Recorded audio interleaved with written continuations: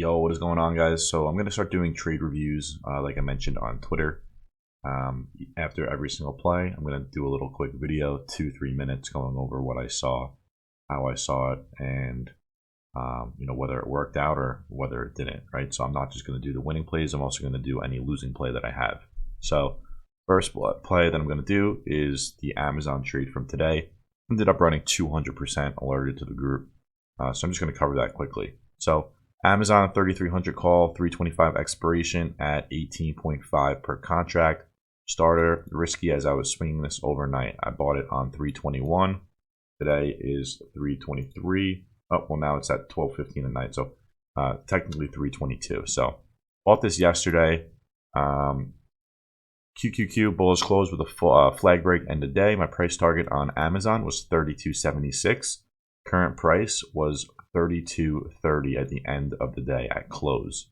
So my stop loss was 3,200. So what was I seeing? So first I'll go over this post. I actually have it right here. So what I liked about this was the intraday trend. As you can see, I'm on the 5-minute time frame. This was posted on March 21st, 1 minute after close, just so you guys can see what time this screenshot was taken. So first, I labeled everything basically of what I'm going to go over. We have a nice double bottom, right? So previous resistance acted as a new support, saw some more upside, came back down, retested this old level of support and acted as a support once again. And then we started to form this higher low and lower high triangle base, which these triangles tend to lead to breakouts in either direction, and they lead to good risk to reward possibilities. So what I saw here end of the day is this fake out before a breakout possibility, right? So we created this trend to the upside, broke out to the downside first, which always tends to happen, right? People, or the market loves to take out stop losses. But if we pull up the chart again here, zoom in. Right, so this previous trend line, or this previous bottom here, right? So this is also on the 5-minute time frame, so just be aware. Right, so we had this uptrend, this low right here, we had a higher low put in place right here. So I would have had my stop loss right in this region here, right around 3206, or right. So I actually announced that I had a 3200 stop loss. And I chose 3200, right, because it's a even number, psychological level, right in this region here, which is above the double bottom and below this previous bounce here.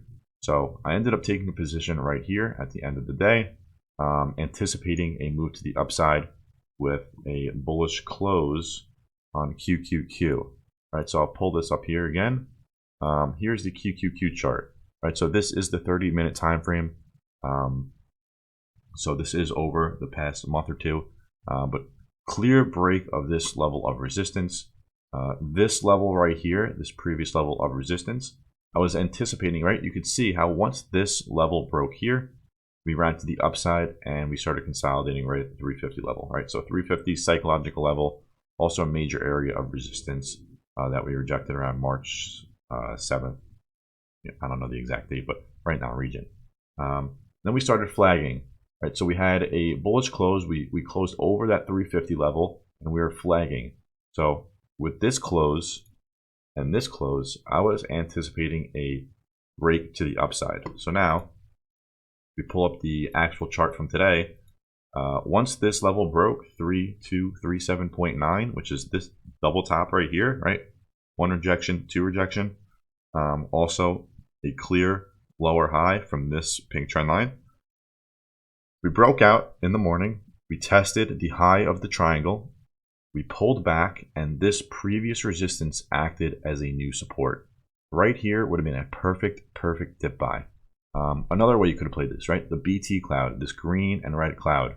We had a flip on the 5-minute right here towards the end of the day yesterday. Enter here, and you sell when it flips again.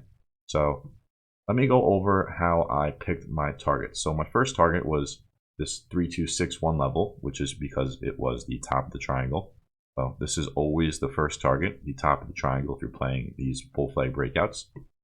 So you could have taken profits right here. Contracts were up about 30 to 40%, if I remember correctly, or maybe even 50%.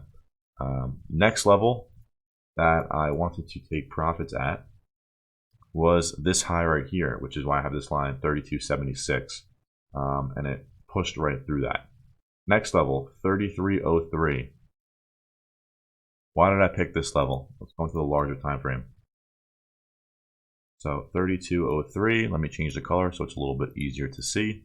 So first of all, clear bounce multiple times off this level, right? So 3300 level, 3303, close enough, psychological level, previous rejection. Whoops, I'm looking at the wrong level. Previous support. It's just a major level across the board, right? Bounced here again, right? Rejected here twice, bounced here twice again. So a very major level, that 3300 level, which is why, great area to take profits. Next region, right? So we have a triple top right there, bounced off this 3223 level, right? So same thing, right? Rejected here. So multiple levels of rejections.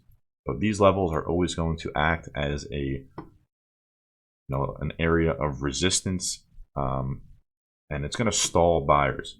So great area to take profits at those levels. That's exactly how I took the trade, and that was my thought process behind it. Little tip for tomorrow: we are flagging. Next level that I'm going to be buying Amazon at is this 32.32 level, or 33.23, excuse me. Over this, we should see a nice move to the upside. Good play with a stop loss below, right? So technically 32.83, but you don't want to get stopped out before, fake out to the upside. So, I would set my stop loss right in this region, right by this level of resistance. Should act as a new level of support. On that note, make sure you guys drop a like on the video. If you're not in the Discord, make sure you jump in, and good luck, and let's keep killing it.